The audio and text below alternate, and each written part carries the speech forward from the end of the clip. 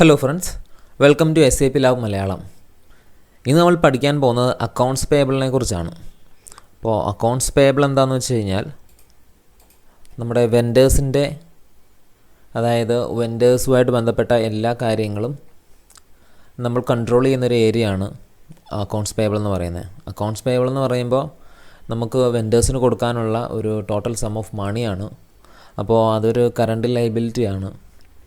കൂടാതെ ഈ accounts payable എന്ന് പറയുന്ന ഒരു മെയിൻ മൊഡ്യൂൾ തന്നെയാണ് SAPയിൽ. അപ്പോൾ ഈ അക്കൗണ്ട്സ് പേയബിളിൻ്റെ കീഴിൽ എന്തെല്ലാം വരുമെന്ന് വെച്ച് കഴിഞ്ഞാൽ vendor account group, vendors, purchases SAPയിൽ പറയുമ്പോൾ അത് വെൻഡർ ഇൻവോയ്സ് എന്ന് പറയും. ദെൻ പർച്ചേസ് റിട്ടേൺ, അത് SAPയിൽ പറയുമ്പോൾ ക്രെഡിറ്റ് മെമ്മോ എന്ന് പറയും. ദെൻ വെൻഡർ പേയ്മെൻറ്റ്, അതിൽ SAPയിൽ പോസ്റ്റ് ചെയ്യുമ്പോൾ ഔട്ട് ഗോയിങ് പേയ്മെൻ്റ് എന്ന് പറയും. പിന്നെ vendor discount, automatic payment program, down payment, ഇത്രയും കാര്യങ്ങളാണ് നമുക്ക് അക്കൗണ്ട്സ് പേയബിളിനകത്ത് പഠിക്കാനുള്ളത്. നമ്മൾ ഓട്ടോമാറ്റിക് പേയ്മെൻറ്റ് പ്രോഗ്രാം, ഡിസ്കൗണ്ട്, ഇതുപോലെ ഡിസ്കൗണ്ട് എന്ന് പറഞ്ഞാൽ പേയ്മെൻറ്റ് ടൈംസ് ആണ്. പിന്നെ ഡൗൺ പേയ്മെൻറ്റ്, ഇതുപോലുള്ള കാര്യങ്ങളെല്ലാം സെപ്പറേറ്റ് കൊച്ചു മൊഡ്യൂൾസായിട്ടാണ് നമ്മൾ പഠിക്കുന്നത്. അക്കൗണ്ട്സ് പേയബിൾ നമ്മൾ എല്ലാം കൂടെ ഉൾപ്പെടുത്തിയിട്ടില്ല. അക്കൗണ്ട്സ് പേയബിൾ ആകെ നമ്മൾ പഠിക്കുന്നതെന്ന് വെച്ച് കഴിഞ്ഞാൽ vendor creation, vendor account creation, purchase return, purchase, out going payment, ഇത്രയും കാര്യങ്ങളാണ് അക്കൗണ്ട്സ് പേയബിളിനകത്ത് നമ്മൾ പഠിക്കാനുള്ളത്. അപ്പോൾ അക്കൗണ്ട്സ് പേയബിൾ എന്ന് പറയുമ്പോൾ വെൻഡേഴ്സിൻ്റെ കംപ്ലീറ്റ് കാര്യങ്ങൾ കൺട്രോൾ ചെയ്യുന്ന ഒരു ഏരിയയാണ്. നമുക്ക് അതിനകത്തിലായിരിക്കും എല്ലാ കാര്യങ്ങളും വരുന്നത്. വെൻഡേഴ്സിൻ്റെ എല്ലാ ഡീറ്റെയിൽസും അതിലായിരിക്കും നമ്മൾ അത് സ്റ്റോർ ചെയ്യുകയും മെയിൻറ്റെയിൻ ചെയ്യുകയും ചെയ്യുന്നത്. അപ്പോൾ അതിൽ തന്നെ നമുക്ക് ചെയ്യാൻ കുറച്ച് സ്റ്റെപ്സ് ഉണ്ട്. കുറേ കോൺഫിഗറേഷൻ പാർട്ട് ചെയ്തതിന് ശേഷം വേണം നമുക്ക് വെൻഡർ ഇൻവോയ്സ് പോസ്റ്റിങ്സ് ചെയ്യാനായിട്ട്. അപ്പോൾ ആദ്യം തന്നെ അതിനകത്തിൽ ചെയ്യാനുള്ളതെന്ന് വെച്ച് കഴിഞ്ഞാൽ വെൻഡർ അക്കൗണ്ട് ഗ്രൂപ്പ് മെയിൻറ്റെയിൻ ചെയ്യുക എന്നുള്ളതാണ്. അപ്പോൾ SAPയിൽ നമ്മൾ ഓൾറെഡി ഇൻബിൽറ്റായിട്ട് കുറച്ച് അക്കൗണ്ട് ഗ്രൂപ്പ്സ് വരും. അതായത് വൺ ടൈം വെൻഡർ എന്നും പറഞ്ഞൊരു ഗ്രൂപ്പ് SAPയിൽ വരുന്നുണ്ട്. വൺ ടൈം വെൻഡറിൻ്റെ യൂസ് എന്തെന്ന് വെച്ച് കഴിഞ്ഞാൽ നമ്മൾ സ്ഥിരമായിട്ട് വെൻഡേഴ്സ്, നമുക്ക് എന്തായാലും നമുക്ക് കുറേ വെൻഡേഴ്സ് കാണും. ഈ വെൻഡേഴ്സൊക്കെ നമ്മൾ എങ്ങനെ ഈ വെൻഡേഴ്സിനെ സെലക്ട് ചെയ്യുന്നതൊക്കെ പറഞ്ഞുകൊണ്ട് കുറേ കാര്യങ്ങൾ മെറ്റീരിയൽ മാനേജ്മെൻറ്റിനകത്ത് പഠിക്കാനുണ്ട്. അതായത് എന്തിൻ്റെ അടിസ്ഥാനത്തിലാണ് വെൻഡേഴ്സിനെ നമ്മൾ സെലക്ട് ചെയ്യുന്നതെന്ന്. അപ്പോൾ അതിനകത്ത് കുറേ കാര്യങ്ങളുണ്ട്. കുറേ കോൺട്രാക്റ്റിൻ്റെ ബേസിലും കുറേ സോഴ്സ് ലിസ്റ്റ്, അങ്ങനെ കുറേ കാര്യങ്ങൾ നമുക്ക് അതിനകത്ത് മെറ്റീരിയൽ മാനേജ്മെൻറ്റിനകത്ത് പഠിക്കാനുണ്ട്. ഇപ്പോൾ നമുക്കത് നമ്മുടെ സൈഡിലോട്ട് അതിൻ്റെ ആവശ്യമില്ല. അപ്പം നമുക്ക് വെൻഡേഴ്സ് ഇപ്പം സ്ഥിരമായിട്ട് ചെയ്തുകൊണ്ടിരിക്കുന്ന വെൻഡേഴ്സിൻ്റെ കയ്യിൽ നിന്ന് എന്തെങ്കിലും ഒരു കോൺട്രാക്റ്റോ അല്ലെങ്കിൽ ആ ഒരു ടൈമിൽ അവർക്ക് പ്രോഡക്റ്റ് ഡെലിവർ ചെയ്യാൻ പറ്റിയില്ലെങ്കിൽ നമുക്കൊരു ടെമ്പററി വെൻഡറെ നമ്മൾ ചില സമയത്ത് അവരിൽ നിന്ന് സാധനങ്ങൾ വാങ്ങും അല്ലെങ്കിൽ പ്രോഡക്റ്റ് വാങ്ങും. അതാണ് വൺ ടൈം വെൻഡേഴ്സ്. ചിലപ്പോൾ അവരിൽ നിന്ന് ഒരു വട്ടം മാത്രമേ നമ്മൾ വാങ്ങുന്നുള്ളായിരിക്കും. ആ ഒരു ടൈമിൽ മാത്രമേ നമ്മൾ വാങ്ങുള്ളായിരിക്കും. പിന്നീട് ആ വെൻഡേഴ്സുമായിട്ട് നമുക്ക് വെൻഡറിൽ നിന്ന് പിന്നീട് പ്രോഡക്റ്റ് വാങ്ങാറില്ല. പിന്നീട് നമ്മുടെ പഴയ റെഗുലർ വെൻഡറെ തന്നെ നമ്മൾ യൂസ് ചെയ്യും. അപ്പോൾ ഇതിനെയാണ് വൺ ടൈം വെൻഡേഴ്സ് എന്ന് പറയുന്നത്. അല്ലാതെ ഉള്ള വെൻഡേഴ്സ് എന്ന് വെച്ചാൽ ഡൊമസ്റ്റിക് വെൻഡേഴ്സ് ഉണ്ട്. അതായത് നമ്മുടെ രാജ്യത്തിനകത്തുള്ള വെൻഡേഴ്സും പിന്നെ എബ്രോഡ് വെൻഡർ, ഫോറിൻ വെൻഡർ, അങ്ങനെ പുറത്തുള്ള വെൻഡേഴ്സ് കാണും.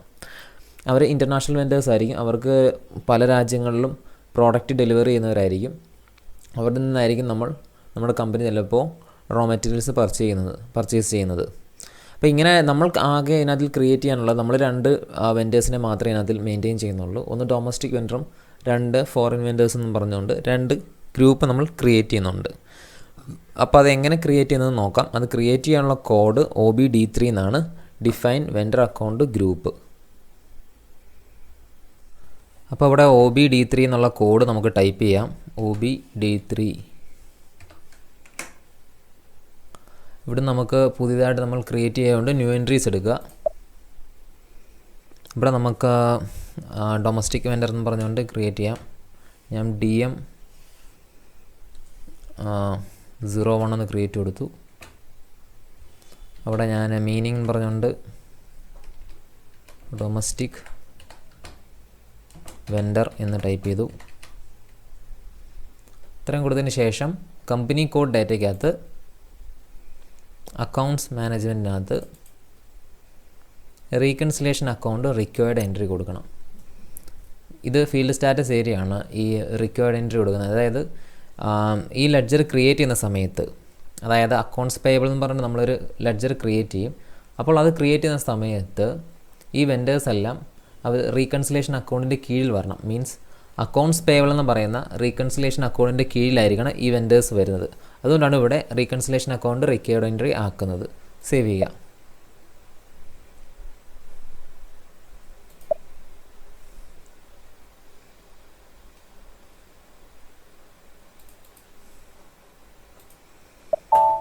അപ്പോഴങ്ങനെ നമ്മൾ DM01 എന്ന് പറഞ്ഞുകൊണ്ട് ക്രിയേറ്റ് ചെയ്തു.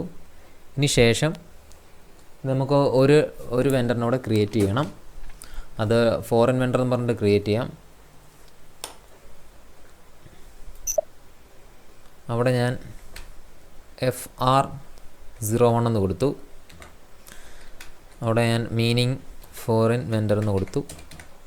അല്ലെങ്കിൽ എബ്രോഡ് വെൻഡർ എന്നോ അല്ലെങ്കിൽ വെൻഡർ ഫ്രം മിഡിൽ ഈസ്റ്റ് എന്നോ എങ്ങനെ വേണമെങ്കിലും നമുക്ക് കൊടുക്കാം. മീനിങ് നമ്മുടെ കമ്പനിയുടെ പോളിസിയൊക്കെ അനുസരിച്ച് എങ്ങനെയാണോ നമ്മൾ കൂടുതലും ഇൻ്റർനാഷണൽ ലെവലിൽ നിന്നാണോ ഇൻ്റർനാഷണൽ വെൻഡേഴ്സിൽ നിന്നാണോ പർച്ചേസ് ചെയ്യുന്നതെന്നൊക്കെ ഉള്ള കാര്യം അനുസരിച്ചായിരിക്കും വെൻഡർ ഗ്രൂപ്പ് ക്രിയേറ്റ് ചെയ്യുന്നത്.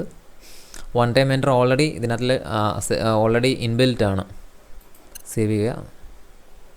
റീകൺസിലേഷൻ അക്കൗണ്ട് റിക്വയർഡ് എൻട്രി ആക്കുക. സേവ് ചെയ്യുക.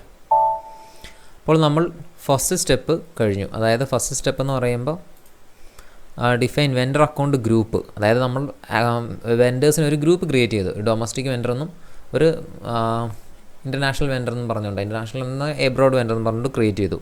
അതിന് 4 ഡിജിറ്റ് കോഡ് കൊടുത്താണ് ക്രിയേറ്റ് ചെയ്ത്. അതിനകത്തിൽ റീകൺസിലേഷൻ അക്കൗണ്ട് റിക്വയർഡ് എൻട്രി ആക്കി. അത് ഫീൽഡ് സ്റ്റാറ്റസ് ആണ്.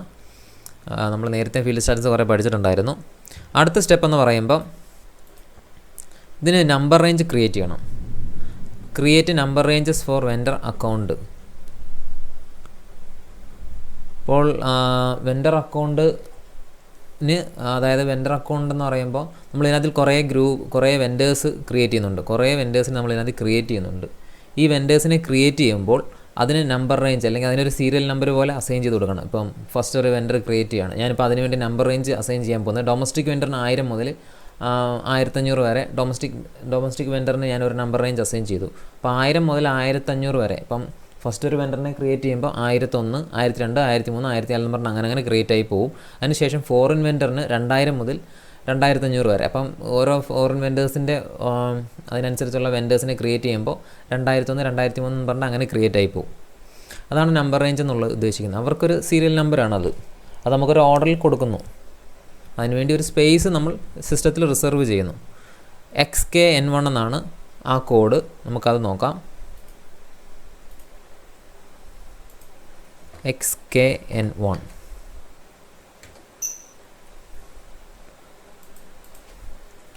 /XKN1. അവിടെ ഇൻട്രവൽ ഇവിടെ സാധാരണ വരുമ്പോൾ കമ്പനി കോഡ് വരേണ്ടതാണ്. കമ്പനി കോഡ് വരാത്തതിൻ്റെ കാരണം ഇത് ക്ലയൻറ്റ് ലെവലിലാണ് ക്രിയേറ്റ് ചെയ്തിരിക്കുന്നത്. ഈ കമ്പനിയിൽ വേറെ എന്തെല്ലാം കമ്പനി കോഡ്സ് ഉണ്ടോ അവരെല്ലാം ക്രിയേറ്റ് ചെയ്തിരുന്ന എല്ലാം കോമൺ ആയിട്ടായിരിക്കും. അപ്പോൾ നമ്മളിവിടെ നമ്പർ റേഞ്ച് ക്രിയേറ്റ് ചെയ്യാൻ റോ ആഡ് ചെയ്യണം. എന്നിട്ട് അവിടെ ഒരു 2 ഡിജിറ്റ് നമ്പർ കൊടുക്കണം. ദെൻ ഒരു നമ്പർ റേഞ്ച് ഒരു 5000 തൊട്ടോ 6000 വരെ. അപ്പോൾ ഇങ്ങനെ കൊടുക്കുന്ന സമയത്ത് ഓൾറെഡി ഇവിടെ നമ്പർ റേഞ്ചസ് ഉണ്ടെങ്കിൽ ഓവർലാപ്പ് എന്ന് പറഞ്ഞിട്ട് കാണിക്കും. Enter intervals without overlap. അതായത് മറ്റാരും യൂസ് ചെയ്യാത്ത മറ്റ് അക്കൗണ്ട് കമ്പനി കോഡ്സ് ഒന്നും യൂസ് ചെയ്യാത്ത അല്ലെങ്കിൽ ഒരു അക്കൗണ്ട് ഗ്രൂപ്പ് യൂസ് ചെയ്യാത്ത പുതിയ ഒരു നമ്പർ റേഞ്ച് അസൈൻ ചെയ്ത് കൊടുക്കാൻ പറയും. നമുക്കിവിടെ ഇതിപ്പം ഈ ക്ലയൻറ്റിൽ ഇപ്പോൾ ഓൾറെഡി ഇഷ്ടംപോലെ നമ്പർ റേഞ്ചസ് അവൈലബിൾ ആണ്. അപ്പോൾ ഇതിനകത്തിൽ നേരത്തെ ചെയ്ത് പഠിച്ചതൊക്കെയാണ്. അപ്പോൾ നമുക്ക് ഡിലീറ്റ് ചെയ്ത് കളയാനും പറ്റത്തില്ല. അപ്പോൾ നമ്മൾ ഇതിനകത്ത് കിടക്കുന്ന ഒരെണ്ണം അങ്ങ് ചൂസ് ചെയ്യുകയാണ്. ഇവിടെ ഒരു നമ്പറിൻ്റെ ഒരു കോഡ് ഞാൻ സെലക്ട് ചെയ്തിട്ട് പോകും. ഇവിടെ 12, 18 എന്ന് പറഞ്ഞുകൊണ്ട് 2 നമ്പർ ഞാനിങ്ങനെ നോട്ട് ചെയ്തിട്ട് അതെൻ്റെ നമ്പർ റേഞ്ചസുമായിട്ട് അസൈൻ ചെയ്ത് കൊടുക്കുകയാണ് ചെയ്യുന്നത്. അപ്പോൾ ആ സ്റ്റെപ്പ് നമ്മൾ ക്രിയേറ്റ് ചെയ്യുന്നത് സാധാരണ നമ്പർ റേഞ്ച് ക്രിയേറ്റ് ചെയ്യുന്നതിൻ്റെ തൊട്ട് ക്രിയേറ്റ് ചെയ്യുക. അത് സാധാരണ ഇങ്ങനെയാണ്. റോ ആഡ് ചെയ്യുക, 2 ഡിജിറ്റ് കോഡ് കൊടുക്കുക. റോ ആഡ് ചെയ്യുക, ഒരു 2 ഡിജിറ്റ് കോഡ് കൊടുക്കുക. ഇവിടെ നമ്പർ റേഞ്ച് 1 മുതൽ 1000 വരെ 1 മുതൽ 1000 വരെ എന്ന് കൊടുത്തിട്ട് സേവ് ചെയ്യാറാണ് സാധാരണ പതിവ്. അപ്പോൾ നമുക്ക് ഓൾറെഡി നമ്പർ റേഞ്ച് ഫില്ലായതുകൊണ്ടാണ് നമ്മളിവിടെ ക്രിയേറ്റ് ചെയ്യാത്തത്.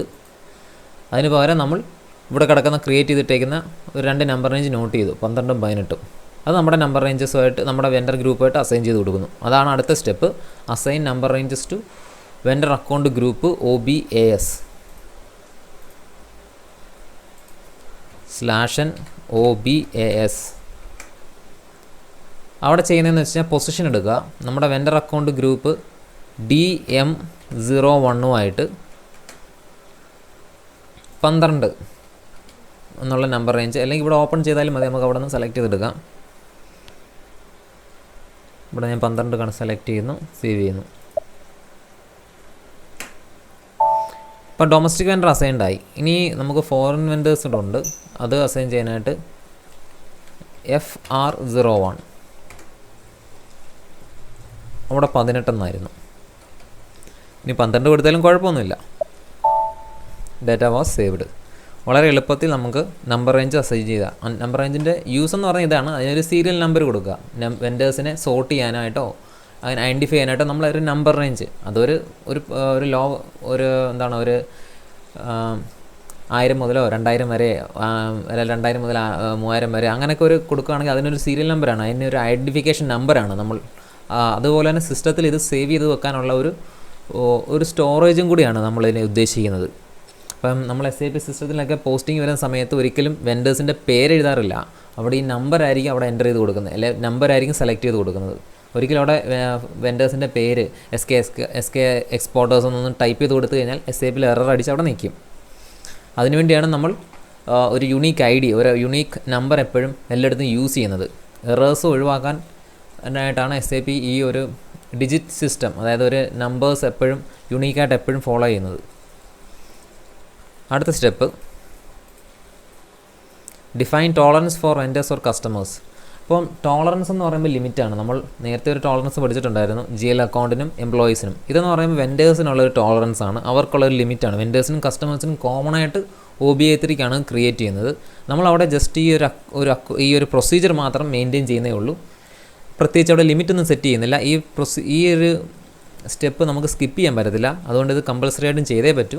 ജസ്റ്റ് നമ്മുടെ കമ്പനി കോഡ് എൻ്റർ ചെയ്ത് കൊടുക്കുക, ഒരു ഡിസ്ക്രിപ്ഷനും കൊടുക്കുക, അത്രേ വേണ്ടൂ. ലിമിറ്റൊന്നും സെറ്റ് ചെയ്യുന്നില്ല, നമുക്ക് മാക്സിമം ലിമിറ്റിൽ ഫുൾ ഓതറൈസേഷനാണ് അതിനു വേണ്ടി നമ്മൾ കൊടുക്കുന്നത്. ഇനി ഏതെങ്കിലും കമ്പനിയിൽ അതിനുള്ള പോളിസി ഉണ്ടെന്നുണ്ടെങ്കിൽ അത് സെറ്റ് ചെയ്യുകയും ചെയ്യും. ഇപ്പോൾ നമ്മൾ എഡ്യൂക്കേഷൻ പർപ്പസിന് വേണ്ടി ഒന്നും കൊടുക്കുന്നില്ല. OBA3 ഇവിടെ ഈ കാണിക്കുന്നുണ്ട്, കസ്റ്റമർ വെൻഡർ ടോളറൻസ്. ഓക്കെ, അപ്പോൾ അക്കൗണ്ട്സ് റിസീവബിൾ പഠിക്കുന്ന സമയത്ത് ശ്രദ്ധിക്കുക, ഈ ഒരു സ്റ്റെപ്പ് അവിടെ കാണില്ല. ഈ സ്റ്റെപ്പ് ചെയ്യാൻ നോക്കരുത്, എറർ വരും. കാരണം നമ്മൾ ഇത് കോമൺ ആയിട്ടാണ് ക്രിയേറ്റ് ചെയ്യുന്നത്. അക്കൗണ്ട്സ് പേബിളിൽ ഇത് ഓൾറെഡി ക്രിയേറ്റ് ചെയ്യുന്നുണ്ട്, ഇനി ഇത് അക്കൗണ്ട്സ് റിസീവബിളിൽ ആവശ്യമില്ല.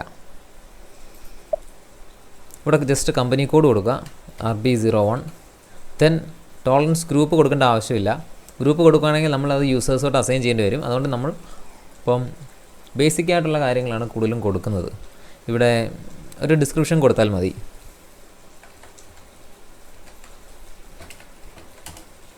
ടോളറൻസ് ഫോർ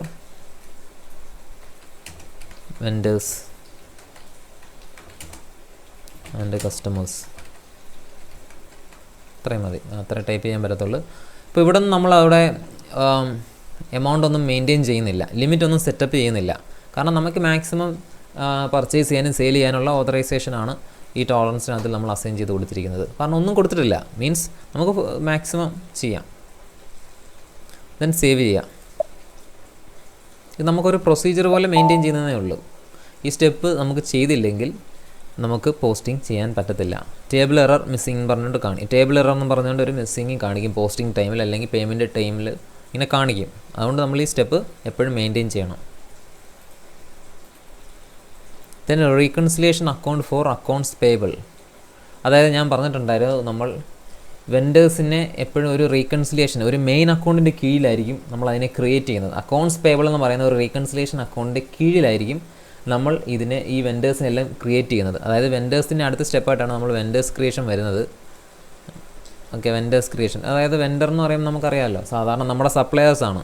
നമുക്ക് പ്രോഡക്റ്റ് അല്ലെങ്കിൽ റോ മെറ്റീരിയൽസ് സപ്ലൈ ചെയ്ത് തരുന്നവരാണ് നമ്മുടെ വെൻഡർ അല്ലെങ്കിൽ നമ്മുടെ സപ്ലയേഴ്സ്.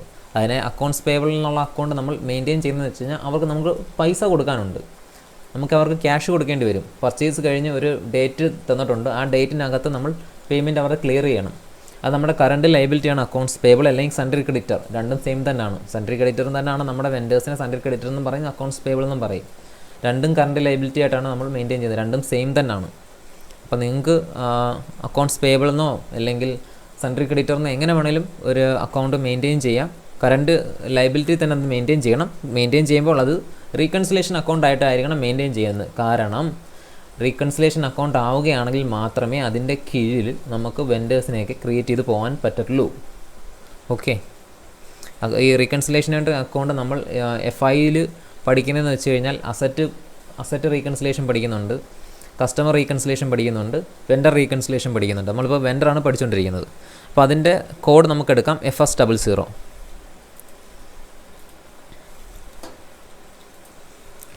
/n FS00. അപ്പോൾ ഇവിടെ നമുക്ക് ക്രിയേറ്റ് ചെയ്ത് ഫസ്റ്റ് നമ്മുടെ കമ്പനിയിലോട്ടൊന്ന് ചേഞ്ച് ചെയ്യാം.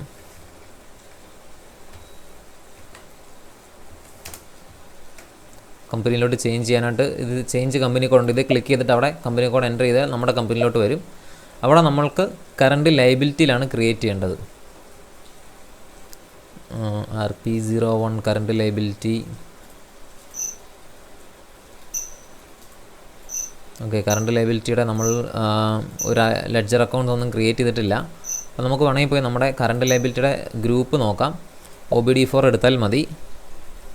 OBD4 നമ്മൾ അക്കൗണ്ട്സ് ഗ്രൂപ്പ് മെയിൻറ്റെയിൻ ചെയ്തതാണ്. അവിടെ പോയി നമുക്ക് അവിടെ ചാർട്ട് ഓഫ് അക്കൗണ്ട് കമ്പനിയുടെ കോഡ് തന്നെയായിരുന്നു ഞാൻ മെയിൻറ്റെയിൻ ചെയ്തിരുന്നത്. അത് കൊടുക്കുകയാണെങ്കിൽ കറണ്ട് ലയബിലിറ്റിയുടെ കാണാൻ പറ്റും. കറണ്ട് ലയബിലിറ്റി നമ്മൾ മെയിൻറ്റെയിൻ ചെയ്തിരിക്കുന്നത് 201 മുതൽ 300 വരെയാണ്.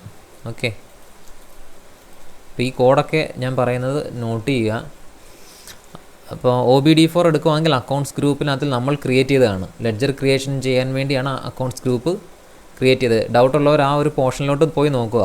അതായത് ജനറൽ ലെഡ്ജറിനകത്തിലാണ് ആ പോർഷൻസ് വരുന്നത്. ചാർട്ട് ഓഫ് അക്കൗണ്ട്സ് ഒന്നുകൂടെ ഒന്ന് നോക്കുക. അപ്പോൾ ഈ ഒരു പോർഷൻസ് ഡൗട്ട് ഉണ്ടെങ്കിൽ ക്ലിയർ ആവും. എന്തിനാണ് ഞാനിത് എടുത്തതെന്നുള്ളത് ഡൗട്ട് മാറിയില്ലെങ്കിൽ അതൊന്ന് എടുത്താൽ മതി.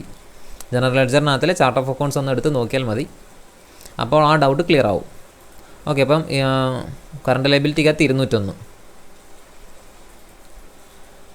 അവിടെ ഞാൻ ക്രിയേറ്റിൻ്റെ അവിടെ 201 ടൈപ്പ് ചെയ്തു. ദെൻ താഴോട്ട് വരുമ്പോൾ കമ്പനി ചേഞ്ച് ചെയ്ത് കൊടുക്കണം.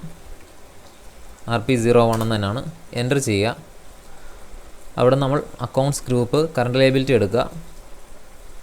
ദെൻ അത് P&L സ്റ്റേറ്റ്മെൻറ്റ് ആക്കുക. P&L സ്റ്റേറ്റ്മെൻറ്റ് മാറ്റി ബാലൻസ് ഷീറ്റ് സ്റ്റേറ്റ്മെൻറ്റ് ആക്കുക. അവിടെ ഞാൻ അക്കൗണ്ട്സ് പേബിൾ എന്ന് കൊടുത്തു. ദെൻ അത് തന്നെ ഷോർട്ട് ടെക്സ്റ്റും ലോങ് ടെക്സ്റ്റും എല്ലാം സെയിം തന്നെ കൊടുത്തു. ഇതിന് ശേഷം കൺട്രോൾ ഡേറ്റയിലോട്ട് പോയിട്ട് ഇവിടെ ശ്രദ്ധിക്കേണ്ട കാര്യം, balance in local currency reconciliation അക്കൗണ്ടിന് വേണ്ട. കൊടുത്തു കഴിഞ്ഞാൽ എറർ വരും. ബാലൻസ് ഇൻ ലോക്കൽ കറൻസി ഒരു കാരണവശാലും റീകൺസിലേഷൻ അക്കൗണ്ട് ക്രിയേറ്റ് ചെയ്യുന്ന സമയത്ത്, അതായത് asset reconciliation vendor customer create ചെയ്യുന്ന സമയത്ത് ഒരിക്കലും കൊടുക്കരുത്. അത് റീകൺസിലേഷൻ ആക്കുന്നത് നമ്മൾ ഇവിടുന്ന് ഇങ്ങനെയാണ്.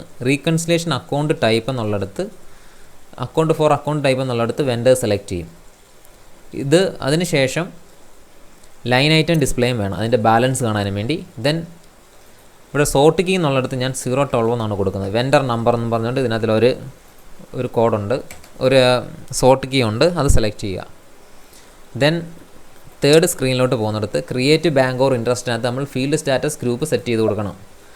അത് നമ്മൾ സാധാരണ കൊടുക്കുന്നത് G001 ആയിരുന്നു, അത് കൊടുക്കരുത്. G067 കൊടുത്താൽ മാത്രമേ അത് റീകൺസിലേഷൻ അക്കൗണ്ട് ആവുകയുള്ളൂ. അപ്പോൾ ഇതൊരു ഹെഡ് ഓഫ് ദി ഗ്രൂപ്പായി. അതായത് വെൻഡേഴ്സിൻ്റെ ഒരു ഗ്രൂപ്പിൻ്റെ മെയിൻ ഒരു ഗ്രൂപ്പ്. അതായത് വെൻഡേഴ്സിന് ഓൾറെഡി ഡൊമസ്റ്റിക് വെൻഡർ എന്നും ഫോറിൻ വെൻഡർ എന്ന് പറഞ്ഞൊരു ഗ്രൂപ്പുണ്ട്.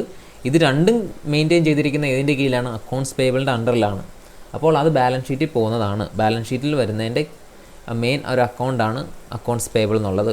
അതിൻ്റെ ഡീറ്റെയിൽഡായിട്ട് നമുക്ക് അറിയണമെന്നുണ്ടെങ്കിൽ അത് ഡൊമസ്റ്റിക് വെൻഡറിൻ്റെ ബാലൻസ് എടുക്കാം, നമുക്ക് ഫോറിൻ വെൻഡറിൻ്റെ ബാലൻസ് എടുക്കാം. അതിൻ്റെ കീഴിൽ ക്രിയേറ്റ് ചെയ്തിരിക്കുന്ന വെൻഡേഴ്സിൻ്റെ ഇൻഡിവിജ്വലായിട്ട് ബാലൻസ് എടുക്കാൻ പറ്റും. ഓക്കെ, അപ്പോൾ റീകൺസിലേഷൻ അക്കൗണ്ട് എന്ന് പറയുന്ന ഒരു മെയിൻ അക്കൗണ്ട് കാറ്റഗറിയാണത്. അതിൻ്റെ കീഴിലായിരിക്കും നമ്മൾ വെൻഡേഴ്സിനെയൊക്കെ ക്രിയേറ്റ് ചെയ്യുന്നത്, വെൻഡർ ഗ്രൂപ്പ് ക്രിയേറ്റ് ചെയ്യുന്നത്. ഓക്കെ, എന്നിട്ട് ജസ്റ്റ് സേവ് ചെയ്യുക. ഇപ്പോൾ ഇതൊരു അക്കൗണ്ട്സ് പേബിൾ എന്നുള്ളത് ഒരു റീകൺസിലേഷൻ അക്കൗണ്ടായി. ഈ വെൻഡർ ഇവിടെ കണക്ട് ചെയ്തു. ഇവിടെ റീകൺസിലേഷൻ അക്കൗണ്ട് ഫീൽഡ് സ്റ്റാറ്റസിൽ നിന്ന് സെലക്ട് ചെയ്തതിന് ശേഷം ഇതൊരു റീകൺസിലേഷൻ അക്കൗണ്ടായി മാറി. ദെൻ അടുത്ത സ്റ്റെപ്പ് എന്ന് പറയുമ്പോൾ നമുക്ക് അക്കൗണ്ട്സ് പേബിൾ എന്ന് പറയുമ്പോൾ അതിനകത്ത് പർച്ചേസ് കമ്പൽസറി ആണെന്നറിയാം. പർച്ചേസ് ചെയ്താലേ അത് അക്കൗണ്ട്സ് പേബിൾ ആവുകയുള്ളൂ. അപ്പോൾ നമുക്കൊരു പർച്ചേസ് അക്കൗണ്ട് വേണം. പർച്ചേസ് മെറ്റീരിയൽ അക്കൗണ്ട് നമുക്ക് ക്രിയേറ്റ് ചെയ്യണം. നമുക്ക് മെറ്റീരിയൽ പർച്ചേസ് ചെയ്യാൻ വേണ്ടി ഒരു അക്കൗണ്ട് ക്രിയേറ്റ് ചെയ്യണം. എന്നാൽ മാത്രമേ നമ്മൾ പർച്ചേസ് അക്കൗണ്ട് ക്രിയേറ്റ് ചെയ്താൽ മാത്രമേ നമുക്ക് പർച്ചേസ് ചെയ്യാൻ പറ്റത്തുള്ളൂ. അങ്ങനെ വന്നാൽ ഇവിടെ ഒരു അക്കൗണ്ട്സ് പേബിൾ എന്ന് പറയുന്ന ഒരു ടോപ്പിക്കിനെ വാല്യൂ ഉള്ളൂ. അപ്പോൾ ജസ്റ്റ് നമുക്ക് നെക്സ്റ്റ് നമ്മൾ ക്രിയേറ്റ് ചെയ്യേണ്ടത് പർച്ചേസ് അക്കൗണ്ടാണ്. അത് സെയിം FS00ക്കകത്ത് നോർമൽ ഒരു അക്കൗണ്ട് ക്രിയേറ്റ് ചെയ്താൽ മതി. അതിനുവേണ്ടി നമുക്ക് വേണമെങ്കിൽ പർച്ചേസ് സെയിൽസ് എന്ന് പറഞ്ഞിട്ട് അക്കൗണ്ട് ഗ്രൂപ്പ് വേണമെങ്കിൽ മെയിൻറ്റെയിൻ ചെയ്യാം. ഞാനിപ്പോൾ ഇത് ഡയറക്റ്റ് എക്സ്പെൻസിൻ്റെ കീഴിൽ തന്നെ അങ്ങ് കൊടുക്കുകയാണ്. ഡയറക്റ്റ് എക്സ്പെൻസിൻ്റെ കീഴിൽ തന്നെ 402 എന്ന് പറഞ്ഞുകൊണ്ട് ക്രിയേറ്റ് ചെയ്യുകയാണ്.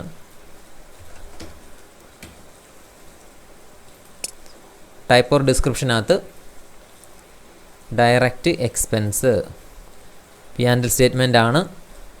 അവിടെ പർച്ചേസ് അക്കൗണ്ടെന്നോ പർച്ചേസ് മെറ്റീരിയൽ അക്കൗണ്ടെന്നോ എങ്ങനെ വേണമെങ്കിലും കൊടുക്കാം. താഴെ അത് അതേപോലെ കോപ്പി ചെയ്ത് താഴെ വെക്കുക, താഴെയും കൊടുക്കുക. കൺട്രോൾ ഡേറ്റ് എടുക്കുക. അവിടെ ബാലൻസ് ഇൻ ലോക്കൽ കറൻസി കൊടുക്കണം. കാരണം ഇത് നോർമൽ അക്കൗണ്ടാണ്, റീകൺസിലേഷൻ അക്കൗണ്ട് അല്ല. ലൈൻ ഐറ്റം ഡിസ്പ്ലേ കൊടുക്കണം. സോർട്ട് കീ നമുക്കറിയാം, ജനറലായിട്ടുള്ള ലെഡ്ജർ ക്രിയേറ്റ് ചെയ്യുമ്പോഴെല്ലാം സോർട്ട് കീ പോസ്റ്റിംഗ് ഡേറ്റ് ആണ് നമ്മൾ കൊടുക്കാറ്. റീകൺസിലേഷൻ വരുന്ന സമയത്തുള്ള vendor number, customer number, asset number അങ്ങനെ കൊടുക്കാറ്. അല്ലാത്ത സമയത്തെല്ലാം ജനറലിൽ കൊടുത്താൽ മതി. നോർമലായിട്ടൊരു ലെഡ്ജർ ക്രിയേറ്റ് ചെയ്യുന്ന സമയത്ത് അത് ഇതിൻ്റെ ആവശ്യമേ വരുന്നുള്ളൂ. ഇനി ഫീൽഡ് സ്റ്റാറ്റസ് ഗ്രൂപ്പ് കുറച്ചുകൊണ്ട് നമുക്ക് ഡീറ്റെയിൽഡ് ആയിട്ട് മനസ്സിലാവുന്നത് കൺട്രോളിങ് ഏരിയയിലാണ്. ഇപ്പോൾ തൽക്കാലം ഇങ്ങനെ പോവുക. G001 ജനറലായിട്ടുള്ള ലെഡ്ജർ അക്കൗണ്ടിന് കൊടുക്കുക. റീകൺസിലേഷൻ അക്കൗണ്ടിന് G067 കൊടുക്കുക. ഇതിൻ്റെ യൂസ് എന്താണെന്ന് ശരിക്കും മനസ്സിലാവണം. നമ്മൾ കൺട്രോളിങ്ങിലോട്ട് പോകണം. കോസ്റ്റ് അക്കൗണ്ടും കോസ്റ്റ് റവന്യൂ അക്കൗണ്ട്സിലും അതിലാണ് ഈ ഒരു ഫീൽഡ് സ്റ്റാറ്റസ് ഗ്രൂപ്പിൻ്റെ യൂസ് മെയിനായിട്ട് വരുന്നത്. ഓക്കെ, ആ സമയത്ത് നമുക്ക് ഇതിനെക്കുറിച്ച് ഡീറ്റെയിൽഡ് ആയിട്ടൊരു ക്ലാസ്, ഇതിൻ്റെ ഈ ഫീൽഡ് സ്റ്റാറ്റസ് ഗ്രൂപ്പിനെ കുറിച്ചൊരു ക്ലാസ് ഒരു ക്ലാസ് അതിനുവേണ്ടി മാത്രം നമ്മൾ മാറ്റി വെക്കുന്നതായിരിക്കും. സേവ് ചെയ്യുക. അപ്പോൾ നമ്മൾ പർച്ചേസ് അക്കൗണ്ടുമായി അക്കൗണ്ട്സ് പേബിളും ക്രിയേറ്റ് ചെയ്തു. ഇനിയുള്ളത് നമുക്ക് ക്രിയേറ്റ് ചെയ്യാനുള്ളത് ക്രിയേറ്റ് വെൻഡറാണ്. അത് നമുക്ക് അടുത്ത ക്ലാസ്സിലായിട്ട് ഇതിന് തൊട്ട് കുറേ ഒരു വീഡിയോ ഇടുന്നുണ്ട്, ആ ക്ലാസ്സിലായിട്ട് ചെയ്യാം. കാരണം ഈ ഒരു വീഡിയോയുടെ ലെങ്ത് വളരെയധികം കൂടിപ്പോയി, ഫോളോ ചെയ്യാൻ ബുദ്ധിമുട്ടായിരിക്കും. അപ്പം ഇത്രയും ചെയ്തതിന് ശേഷം നമുക്ക് അടുത്തൊരു ക്ലാസ്സായിട്ട് ഇതിൻ്റെ ഒരു സെക്കൻഡ് പാർട്ട് വീഡിയോയിൽ ക്രിയേറ്റ് വെൻഡർ തൊട്ടുള്ളത് പഠിക്കാം. അപ്പോൾ ഈ വീഡിയോ ഇഷ്ടപ്പെട്ടിട്ടുണ്ടെങ്കിൽ ലൈക്ക് ചെയ്യുക, സബ്സ്ക്രൈബ് ചെയ്യുക.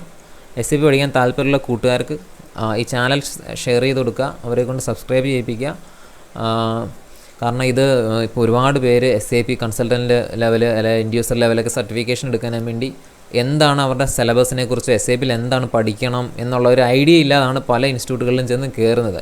അപ്പോൾ അതിന് ശേഷം പലർക്കും ഒരു അവയർനെസ് ഇല്ലാതാണ് പലരും പോയി ചേരുന്നത്. അതുകൊണ്ട് ഈ SAP ഇതുപോലുള്ള ചാനൽസിൽ വരുന്ന വീഡിയോസൊക്കെ ജസ്റ്റ് ഒന്ന് ഫോളോ ചെയ്യുന്നത് നല്ലതായിരിക്കും. കാരണം നമുക്കൊരു ഏത് ഇൻസ്റ്റിറ്റ്യൂട്ട് ആയിക്കോട്ടെ, ഞാനൊരിക്കലും ഇന്ന ഇൻസ്റ്റിറ്റ്യൂട്ടിൽ പോകാൻ പറഞ്ഞാൽ നിങ്ങൾ ഏത് ഇൻസ്റ്റിറ്റ്യൂട്ടിലാണോ പോകുന്നത് അവിടെ പോയി കണ്ട് അവിടുത്തെ സിലബസ് മസ്റ്റായിട്ട് ഞങ്ങൾക്ക് കാണണമെന്ന് പറഞ്ഞാൽ അത് വെരിഫൈ ചെയ്യണം. ഏതായാലും കൺസൾട്ടൻ്റ് ലെവലായാലും പവർ യൂസർ ലെവലായാലും എല്ലാം നിങ്ങൾ കണ്ട് ബോധ്യപ്പെടണം. അതിന് ഇതുപോലുള്ള കാര്യങ്ങൾ നമ്മൾ നോക്കുന്നത് നല്ലതായിരിക്കും. ഒരു ഇൻസ്റ്റിറ്റ്യൂട്ടിലോട്ട് പോകുന്നതിന് മുമ്പ് ഇതെല്ലാം ജസ്റ്റ് ഒന്ന് നോക്കി വെക്കുന്നത് നിങ്ങൾക്കത് ഉപകരിക്കും. ഓക്കെ, അല്ലെങ്കിൽ പഠിക്കുന്ന സമയത്ത് പോലും എന്തെങ്കിലും ഒരു ഡൗട്ട് വന്നാൽ പോലും അത് കുറച്ചുകൂടി സിമ്പിളായിട്ടുള്ള ഒരു ലാംഗ്വേജ് പഠിക്കണമെന്നുണ്ടെങ്കിൽ ഇതുപോലുള്ള ചാനൽസ് സബ്സ്ക്രൈബ് ചെയ്യുന്നത് നല്ലതായിരിക്കും. ഓക്കെ, അപ്പോൾ അടുത്ത ക്ലാസ്സിൽ നമുക്ക് ഇതിൻ്റെ സെക്കൻഡ് പാർട്ട് വീഡിയോ കാണാം, ക്രിയേറ്റ് വെൻഡർ തൊട്ടുള്ളത്. അപ്പോൾ പഠിക്കാം. അപ്പോൾ ഓക്കെ, താങ്ക് യു ഫ്രണ്ട്സ്.